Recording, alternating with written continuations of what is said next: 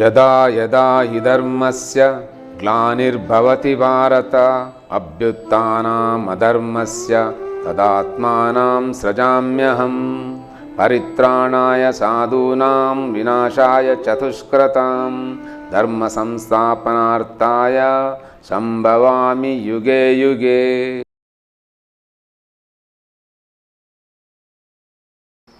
ಭಾರತೀಯ ಸನಾತನಿ ಹಿಂದೂ ಧರ್ಮದ ಎಲ್ಲ ಸಹೃದಯ ಬಂಧುಗಳಿಗೆ ಆಧ್ಯಾತ್ಮ ಚಿಂತನ ರಹಸ್ಯ ಸರಣಿಗೆ ಸ್ವಾಗತ. ಹಿಂದಿನ ಸಂಚಿಕೆಯಲ್ಲಿ ತಿಳಿಸಿದಂಥ ಉಳಿದ ಪುರಾಣಗಳು ಮಾದ್ವಯಂ ಬಾದ್ವಯಂ ಚೈವ ಭ್ರಾತ್ರಯಂ ವಾ ಚತುಷ್ಟಯಂ ಅನಪಲಿಂಗ ಪೂಷ್ಕಾನಿ ಪುರಾಣಾನಿ ಪ್ರಚಕ್ಷತೆ ಅಂತ ಹೇಳ್ತೇವೆ.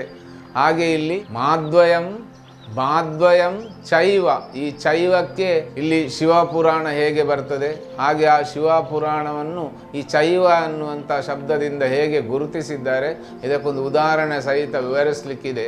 ಹಾಗೆ ಆ ದ್ವೈತ ಸಿದ್ಧಾಂತದ ಆ ತತ್ವದ ಒಂದು ವೈಖರಿ, ಇನ್ನು ಒಂದು ತತ್ವವನ್ನು ಮೇಲಕ್ಕೇರಿಸುವಾಗ ಎತ್ತರದಲ್ಲಿಡುವಾಗ ಉಳಿದ ಪಂಥಗಳ ತತ್ವಗಳು ಹೇಗೆ ಬದಿಗೆ ಸರಿಸಲ್ಪಡ್ತದೆ, ಪ್ರತಿಯೊಂದು ಪಂಥವು ಅದರದರ ಉತ್ಕೃಷ್ಟತೆಯನ್ನು ಹೇಗೆ ಸಾಬೀತುಪಡಿಸಲಿಕ್ಕೆ ಯತ್ನಿಸ್ತದೆ. ಇಂಥ ಒಂದು ತತ್ವಗಳಿಂದಾಗಿ ಭಾರತದಲ್ಲಿ ಜ್ಞಾನ ಇನ್ನೂ ವೃದ್ಧಿಯಾಗಲಿಕ್ಕೆ ಕಾರಣ ಆಯಿತು.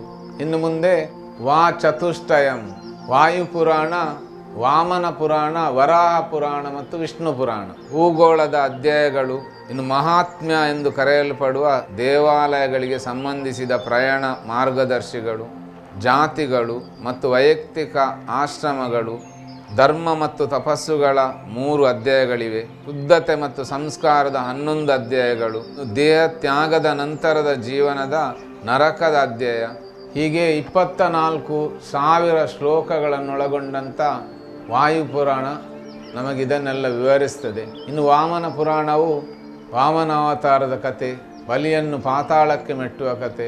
ನಾರದ ಮುನಿಗಳು ಪುಲಸ್ತ್ಯ ಮಹರ್ಷಿಯೊಂದಿಗೆ ಕೇಳ್ತಾರೆ, ವಿಷ್ಣುವಿನಿಂದ ವಾಮನಾವತಾರ ಹೇಗೆ ಉತ್ಪತ್ತಿಯಾಯಿತು, ಹೀಗೆ ಇದರ ಬಗ್ಗೆ ಕಥೆಗಳೆಲ್ಲ ಇವೆ. ಹಾಗೆ ಆ ವಾಮನನ ಕುಬ್ಜತನದ ಕಥೆಯನ್ನು ವೈಭವೀಕರಿಸುವಂಥ ಅಧ್ಯಾಯಗಳು ಇವುಗಳಲ್ಲಿ ಒಳಗೊಂಡಿದೆ. ಇದಲ್ಲದೆ ಶಿವನನ್ನು ವೈಭವೀಕರಿಸುವ ಇನ್ನೂ ಅನೇಕ ಅಧ್ಯಾಯಗಳನ್ನು ಒಳಗೊಂಡಿರುವಂಥ ಈ ವಾಮನ ಪುರಾಣ ವಿವಿಧ ದೇವತೆಗಳ ಬಗ್ಗೆಯೂ ಬೆಳಕನ್ನು ಚೆಲ್ತದೆ. ಇನ್ನು 28 ಅಧ್ಯಾಯಗಳಲ್ಲಿ ತೀರ್ಥಗಳು, ನದಿಗಳು ಮತ್ತು ಆಧುನಿಕ ಸ್ಥಿತಿಗತಿಗಳು, ಕುರುಕ್ಷೇತ್ರ ಮತ್ತು ಅದರ ಸುತ್ತಲಿನ ಕಾಡು ಪ್ರದೇಶ, ಹಾಗೆ ಪೂರ್ವ ಪಂಜಾಬಿನ ಪ್ರದೇಶದಲ್ಲಿರುವಂಥ ಭೌಗೋಳಿಕ ಕಥೆಗಳು, ಇನ್ನು ದಕ್ಷಿಣ ಭಾರತದ ಭೌಗೋಳಿಕ ಪ್ರದೇಶಗಳ ಬಗ್ಗೆಯೂ ಈ ಪುರಾಣ ವಿವರಿಸ್ತದೆ. ಇನ್ನು ವರಾಹ ಪುರಾಣ, ಈ ವರಾಹ ಪುರಾಣವು ಹಿರಣ್ಯಾಕ್ಷ ಹೇಗೆ ಭೂಮಿಯನ್ನು ಅಪಹರಿಸಿದ, ಇನ್ನು ವರಾಹ ಅವತಾರದ ಕತೆ, ಪಥ ಬದಲಾಯಿಸಿದಂಥ ಭೂಮಿಯನ್ನು ಮತ್ತೆ ತನ್ನ ಕಕ್ಷೆಗೆ ತಂದಿಟ್ಟಂಥ ಕತೆ. ಇನ್ನು ಇಡೀ ಈ ಪುರಾಣವನ್ನು ಓದುವಾಗ ನಮ್ಮ ಒಳಗೆ ಇರುವಂಥ ಆ ವರಾಹ ತತ್ವ, ಅದು ದಾರಿ ತಪ್ಪಿದ ನಮ್ಮನ್ನು ಹೇಗೆ ಮತ್ತೆ ಸರಿದಾರಿಗೆ ತರ್ತದೆ, ಇದೆಲ್ಲವೂ ನಮ್ಮೊಳಗೆ ಜಾಗೃತಗೊಳ್ಳುವಂಥ ಕ್ರಿಯೆಗಳು. ಈ ಎಲ್ಲ ತತ್ವಗಳು ನಮ್ಮ ಒಳಗಿನ ತತ್ವಗಳೇ. ಅದನ್ನೀಗ ನಾವು ಪುರಾಣದ ತತ್ವ ಅಂತೇಳಿ ಋಷಿ ಮುನಿಗಳದನ್ನು ಆ ಸ್ವರೂಪದಲ್ಲಿ ಕಂಡರು. ವೇದವ್ಯಾಸರು ಬರೆಯುವಾಗ ಆ ಸ್ವರೂಪದಲ್ಲಿ ಕಂಡು ಅದನ್ನು ವಿವರಿಸಿದ್ರು ಅಂತೇಳಿದರೆ ನಮ್ಮ ಒಳಗಿನ ತತ್ವ ಇದೆಲ್ಲವನ್ನು ಕಾಣ್ತಾ ಇದೆ. ಆದರೆ ಈ ಎಚ್ಚರದ ಸ್ಥಿತಿಯ ನಮಗೆ ಮಾತ್ರ ಇದು ಗೋಚರಕ್ಕೆ ಬರುವುದಿಲ್ಲ. ಆಗ ನಾವು ಅದನ್ನು ಕಥೆಯ ಮುಖಾಂತರ ತಿಳಿಯಬೇಕಾಗ್ತದೆ, ಅಥವಾ ಕಥೆಯನ್ನು ಕೇಳಬೇಕಾಗ್ತದೆ, ಅದನ್ನು ಕಲ್ಪಿಸಬೇಕಾಗ್ತದೆ. ಈಗ ನಾವು ಹೇಗೆ ಭಜನೆ, ಹಾಗೆ ಜಪ, ಧ್ಯಾನ, ಪೂಜೆ, ಪುರಸ್ಕಾರಗಳು, ದೇವಸ್ಥಾನಗಳು, ಇವುಗಳ ಮುಖಾಂತರ ಮತ್ತೆ ನಾವು ನಮ್ಮ ಸನಾತನ ಧರ್ಮವನ್ನು ಮತ್ತೆ ಅದರ ಆಚರಣೆಗಳನ್ನು ನಾವೆಲ್ಲರೂ ಹೇಗೆ ಅಳವಡಿಸಿಕೊಳ್ತಾ ಇದ್ದೇವೆ, ಹೀಗೆ ಅಳವಡಿಸಿಕೊಳ್ಳುವಂತಹ ಕ್ರಿಯೆ ಏನುಂಟು, ಆ ಕ್ರಿಯೆ ಇಲ್ಲಿ ವರಾಹಾವತಾರದ ಕ್ರಿಯೆ.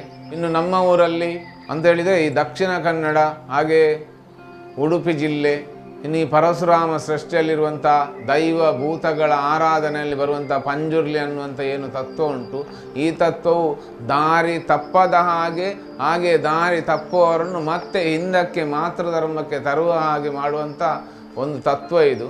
ಇದರ ಆರಾಧನೆ ಪರಶುರಾಮ ಸೃಷ್ಟಿಯಲ್ಲಿದೆ. ಇಂಥ ವರಾಹ ರೂಪಿಯಾದಂಥ ಆ ಮಹಾವಿಷ್ಣುವಿನ ಕತೆ ಇದು ಪೂರ್ತಿ ವರಾಹ ಅವತಾರದ ಕತೆ. ಇದು ವರಾಹ ಪುರಾಣದ ಕತೆ. ಅಂದರೆ ಪುರಾತೀತಿ ಇತಿ ನವಂ, ಎಷ್ಟು ಹಳೆಯದಾದರೂ ಈಗ ಹೊಸತ್ತು. ವರಾಪುರಾಣವು ದೇವತೆಗಳು ಮತ್ತು ಶಿವನ ಪುರಾಣದ ಕೆಲವು ಕಥೆಗಳನ್ನು ತಿಳಿಸ್ತದೆ. ಹಾಗೆಯೇ ಧರ್ಮ ಸಂಹಿತ ಎಂಬ ಕರ್ಮ ಮತ್ತು ಧರ್ಮದ ಬಗ್ಗೆ ಇರುವಂಥ ಚರ್ಚೆಯನ್ನು ಇದು ಒಳಗೊಂಡಿದೆ. ಇನ್ನು ಭೌಗೋಳಿಕವಾಗಿ ಮಥುರಾ, ನೇಪಾಳ ಇಂಥ ಭೌಗೋಳಿಕ ಪ್ರದೇಶಗಳು ಇವುಗಳ ಬಗ್ಗೆಯೂ ವಿವರಣೆ ಇದೆ. ಇನ್ನು ವಾಚತುಷ್ಟಯಂ, ಇದರಲ್ಲಿ 4ನೆಯದ್ದು ವಿಷ್ಣು ಪುರಾಣ. ಈ ವಿಷ್ಣು ಪುರಾಣ ಪೂರ್ತಿ ವಿಷ್ಣುವಿಗೆ ಸಂಬಂಧಪಟ್ಟ ಕತೆ ಮಾತ್ರ ಅಲ್ಲದೆ ಇತರ ದೇವತೆಗಳಿಗೆ ಸಂಬಂಧಪಟ್ಟಂಥ ಕಥೆಗಳು ಇದರಲ್ಲಿದೆ. ಇನ್ನು ಸೃಷ್ಟಿಯ ಆದಿಯಲ್ಲಿ ಸಚ್ಚಿತ್ ಆನಂದ ಸ್ವರೂಪಿಯಾದಂಥ ಪರಬ್ರಹ್ಮ ಶಿವ ಇದ್ದ ಅಂತೇಳಿ ಶಿವ ಪುರಾಣ ಪ್ರಾರಂಭಿಸಿದ್ರೆ, ವಿಷ್ಣು ಪುರಾಣ ಶೇಷಶಯನನಾಗಿ ಕ್ಷೀರಸಾಗರದಲ್ಲಿ ಮಲಗಿರುವಂಥ ಆ ವಿಷ್ಣುವಿನಿಂದ ಕತೆ ಪ್ರಾರಂಭಿಸ್ತದೆ. ಇನ್ನು ಈ ವಿಷ್ಣು ತತ್ವವು ನಮ್ಮ ಶರೀರಕ್ಕೆ ಸಂಬಂಧಪಟ್ಟ ತತ್ವವೇ, ಹಾಗೆಯೇ ಇದು ಈ ಬ್ರಹ್ಮಾಂಡವನ್ನು ವ್ಯಾಪಿಸಿದ ತತ್ವವೂ ಕೂಡ ಹೌದು. ಎಲ್ಲೆಲ್ಲಿ ಗುರುತ್ವಾಕರ್ಷಣಾ ಶಕ್ತಿ ಅಂತ ಇದೆ ಅಲ್ಲೆಲ್ಲವೂ ಈ ವಿಷ್ಣು ತತ್ವವೂ ಇದೆ. ಅಂದರೆ ಇದು ಶಿವತತ್ವ ಮತ್ತು ವಿಷ್ಣು ತತ್ವ ಇದು ಎರಡು ಬೇರೆ ಬೇರೆ ಅಲ್ಲ, ಇದು ಒಂದರದ್ದೇ ಒಂದು ವಸ್ತು, ಇನ್ನೊಂದು ಕ್ರಿಯೆ. ಆ ಲಿಂಗ ಶರೀರ ಏನು ತಿರುಗ್ತದೆ, ಅದು ತಿರುಗುವಾಗ ಅದರಿಂದ ಏನು ಉತ್ಪತ್ತಿ ಆಯಿತು, ಇದರಲ್ಲಿ ವಿಷ್ಣು ತತ್ವ ಅಂತ. ನಮ್ಮ ಶರೀರದಲ್ಲಿ ವಿದ್ಯುತ್ಕಾಂತೀಯ ತರಂಗ ಅನ್ನುವಂಥ ಹೆಸರಿಂದ ಕರೆಯುವಂಥ ಈ ವಿಷ್ಣು ತತ್ವ ನಮ್ಮ ದೇಹದ ಸುತ್ತಲೂ ಇದು ವ್ಯಾಪಿಸಿಕೊಂಡಿದೆ. ಹಾಗೆ ಈ ಭೂಮಿಯ ಸುತ್ತಲೂ ಇದು ವ್ಯಾಪಿಸಿಕೊಂಡಿದೆ. ಹಾಗೆ ಎಲ್ಲೆಲ್ಲಿ ಗ್ರಹಗಳಿದೆ ಅಲ್ಲಿ ಎಲ್ಲವೂ ಈ ತತ್ವ ವ್ಯಾಪಿಸಿಕೊಂಡಿದೆ. ಯಾಕಂದರೆ ಪ್ರತಿಯೊಂದು ಪೃಥ್ವಿ ತತ್ವದ ವಸ್ತು ಒಂದು ಆಕಾಶದಲ್ಲಿ ನಿಲ್ಲಬೇಕಂತ ಇದ್ದರೆ ಅಲ್ಲಿ ಗುರುತ್ವಾಕರ್ಷಣ ಶಕ್ತಿ ಬೇಕು, ಹಾಗೆ ಅದನ್ನು ಎತ್ತಿ ಹಿಡಿದಂಥ ಒಂದು ವಸ್ತು ಬೇಕು.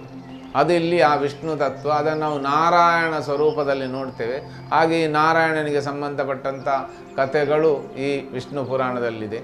ದೇವತೆಗಳ ವಂಶಾವಳಿಗಳು, ಋಷಿಗಳು ಮತ್ತು ರಾಜರು, ಮನ್ವಂತರದ ಕಥೆಗಳು, ಹೀಗೆ ಪ್ರಮುಖ ಪುರಾಣಗಳಲ್ಲಿ ಕಂಡುಬರುವ ವಿಭಾಗಗಳನ್ನು ಒಳಗೊಂಡಿರುವುದು ಒಂದು ವಿಶೇಷತೆ ಇಲ್ಲಿ.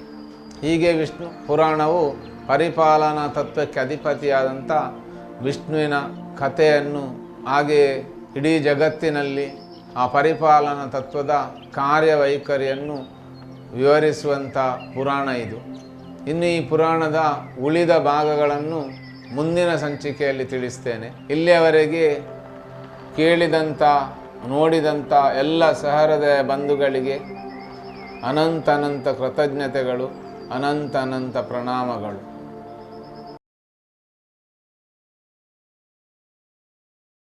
ಕೇಳಿದಂಥ ಎಲ್ಲ ಸಹೃದಯ ಬಂಧುಗಳು ಕೆಳಗಿರುವಂಥ ಲೈಕ್ ಬಟನನ್ನು ಒತ್ತಿ ಪ್ರೋತ್ಸಾಹಿಸಬೇಕು.